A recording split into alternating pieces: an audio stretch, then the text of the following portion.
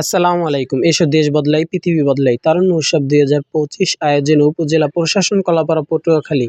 আজকে আমরা চলে আসলাম তারুণ্য উৎসব ২০২৫ উদ্বোধন করছেন উপজেলা নির্বাহী অফিসার মোহাম্মদ রবিউল ইসলাম, কলাপাড়া পটুয়াখালী। আমরা আজকে তার কাছ থেকে মেলার বিষয়ে কিছু জানতে চাই।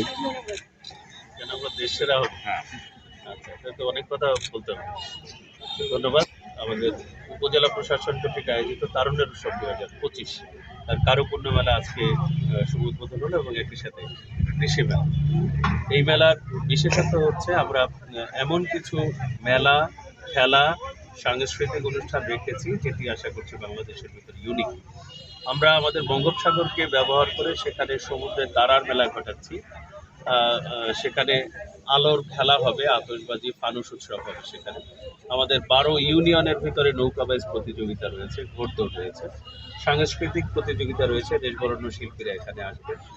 যাত্রাপালা, আমাদের গ্রাম বাংলার হারিয়ে যাওয়া যাত্রাপালা, পালাগান এবং আন্তর্জাতিক খ্যাতি সম্পন্ন শিল্পীদের জাদু প্রদর্শনী রয়েছে।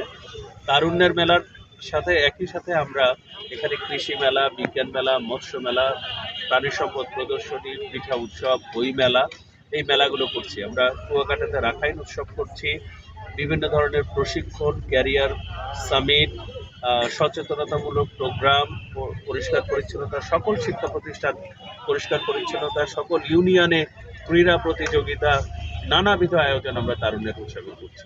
এই মেলার একটি বড় উপলক্ষ হচ্ছে এই মেলা চলাকালীন সময়ে প্রায় ১ মাস ২১ দিন আমাদের তরুণরা যেন এই মেলার সাথে সম্পৃক্ত বিভিন্ন কর্মসূচির সাথে এক হয়ে তারা তাদের তারুণ্য শক্তিকে কাজে লাগিয়ে বাংলাদেশকে, বিশেষ করে কলাপাড়া এবং বাংলাদেশকে আরও একটু এগিয়ে নিয়ে যায়।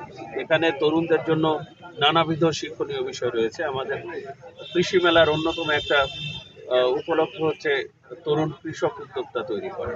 এখানে প্রযুক্তি মেলা রয়েছে, স্থানীয় উদ্যোক্তাদের স্টল রয়েছে এবং ফ্রিল্যান্সিং প্রশিক্ষণ, নানাবিধ আইসিটি রিলেটেড অন্যান্য প্রশিক্ষণ, কৃষি প্রশিক্ষণ, অনেক কর্মসূচি রয়েছে। আশা করছি আমাদের কলাপাড়ার তরুণরা এ দ্বারা বেশ উপকৃত হবে।